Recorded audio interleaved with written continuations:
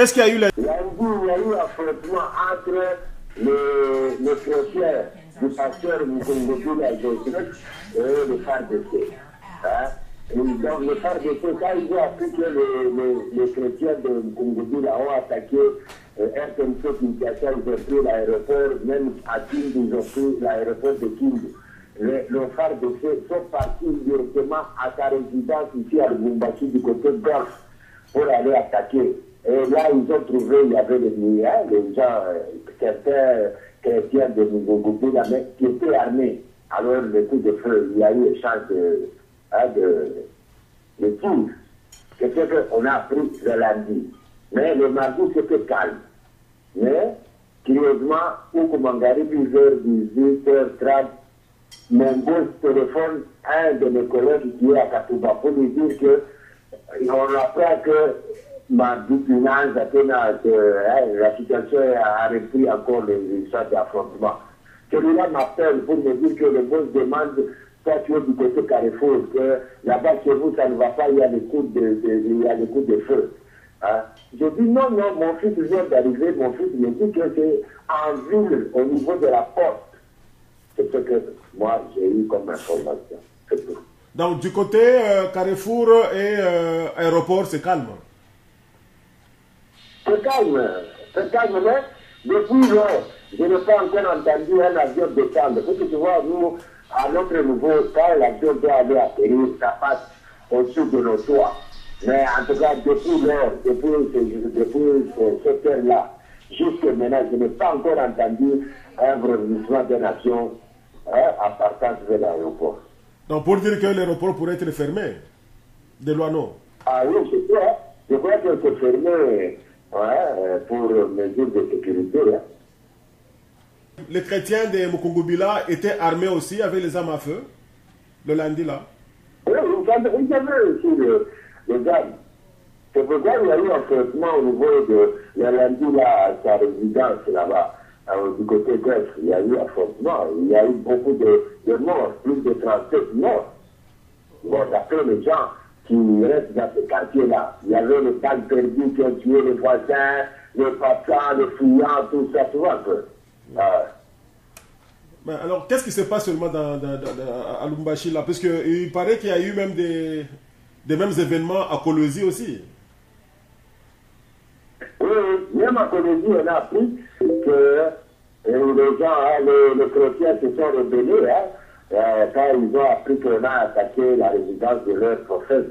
À Kolwezi, les chrétiens, maintenant là-bas, ils se sont rebellés aussi, ils se sont soulevés. Ils voulaient attaquer la mairie, c'est pas moi, je ne sais pas si c'est la police, des choses comme ça. Mais sinon, on les avait neutralisés et tout revenir à la normale. Mais alors, c'est pasteur ou apôtre Mukungubila cherche, il est politicien ou bien il est ministre de Dieu? Oui, il avait posé sa candidature à la présidence aux élections de 2006. Oui. Mais ça n'avait pas tenu. Ah ouais, aux élections de 2006. Lui-même dans des communautés, donc c'est un homme très influent à Lubumbashi, au Katanga et à Kinshasa, ou bien c'est quelqu'un qui s'est vu faire connaître seulement après les élections de 2006? En tout cas, moi, je l'ai connu. Moi, je viens de le connaître maintenant. Je ne savais même pas qu'il avait posé sa candidature en 2006. C'est à partir des informations qu'on a suivies qu'il avait posé la candidature en 2006. Mais écoute que ça va du côté Kalemi. Oui. Là, il y a beaucoup d'adhérents. Il y a aussi Kinshasa. Dans le Lubumbashi, il y a, je crois, 6 ou 4 églises. Du côté de Mbonga. Bien, tu vois un peu. Comment on appelle son église? Le saint de dernier jour. Le saint de dernier jour. Le saint de dernier jour. Donc, c'est pourquoi ils s'habillent en t-shirt blanc puisqu'ils sont saints? Oui. Bon, donc pour aujourd'hui, on peut dire que c'est une situation qui était seulement entendue au centre-ville de Lubumbashi, pas ailleurs. Donc, c'est-à-dire partout où vous êtes, du côté golfe, c'est calme. D'après l'information que moi j'ai reçue de la part de mon fils et de mon beau-frère, puisque mon beau-frère reste du côté de la ville. Il nous a téléphoné après que j'ai conversé avec mon collègue là. il nous a téléphoné pour nous dire de ne pas sortir, puisqu'au niveau des centres-villes, il y a des coups de feu par-ci, par-là, au niveau de la ville. Tu vois un peu, par-ci, par-là. Donc, ça peut être du côté Zo, du côté gouvernorat, du côté Chocolat, tu vois un peu, du côté Porte, Gare, tu vois un peu. Ah là là, donc la situation s'empire, hein? Donc il n'y aura pas de paix sitôt. Qu'est-ce que ces gens revendiquent au juste? Ah, on ne sait pas, hein, puisqu'il semble que d'après ce que nous, on a appris, qu'il avait dit à ses adhérents qu'en 2014, d'après la prophétie qu'il avait reçue, celui qui sera le président de la République, alors il fallait soit le 31, soit le 1er, l'introniser, tu vois, dans ce sens-là. Mais comment on pouvait l'introniser quand ces gens qui sont allés à l'aéroport de Ndjili, Kanchachi et à RTNC, ils sont allés seuls, puisqu'on devait l'amener lui à l'RTNC pour qu'il se présente devant la population et donner son message. Mais lui, où est-ce qu'il est maintenant? Ah, on ne peut pas, il est au Congo-Brazzaville, on a dit qu'il a traversé le fleuve. Hein. C'est déjà appris, je ne sais pas, ça sur ce radio-trottoir, on m'a dit qu'il a traversé du côté du Congo-Brazzaville. Mais lui-même dit que non, on dit que j'ai fui, je suis toujours au pays, et d'autres prétendent dire qu'il est à l'intérieur du pays, c'est-à-dire vers Manono, Kalemi, et des choses comme ça. Bon, c'est fort possible, parce que moi je dis que ça c'est radio-trottoir. Qu'est-ce dire maintenant ceux qui disent que non, il travaille en connivence avec John Numbe? Non, je crois que ça c'est une coïncidence, du fait que, tu vois, on a nommé ici ce Bissengimana, qu'on a nommé chef de la police nationale. Ouais. Ce qui a eu le mécontentement de la police, bon, pas seulement la police, même les gens de l'armée, comment on doit nommer un Rwandais au niveau de la tête d'une institution de l'État comme ça.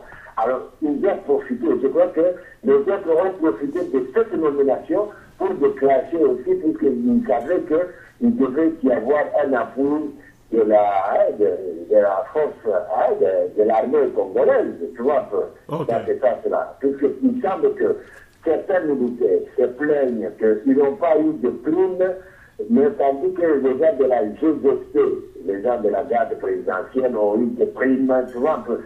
Donc, tu vois, il y a des histoires sous coulisses là. Bon, tout ce qui se passe là, on ne sait pas bien, mais d'après la fuite d'informations, il y a des contentements entre les militaires même. Il y a certaines catégories de militaires qui ne sont pas pour des autres militaires que la GST.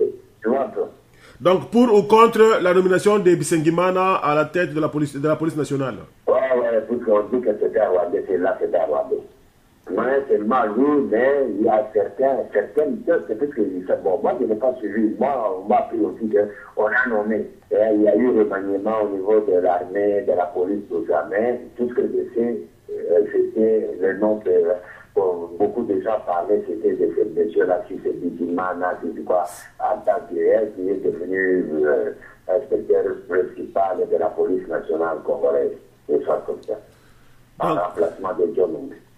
Ok, là, donc, ce sera un long tunnel à parcourir puisque la situation semble ne pas être très claire. Ok, alors, je te laisse passer une nuit de paix. Maintenant, comme on s'est recontacté, donc je vais te parler après alors. Ok, merci beaucoup. Ok, Gabi, bye. Et puis, bonne année à toute la famille, à madame et à tous les parents. Ok, bye bye.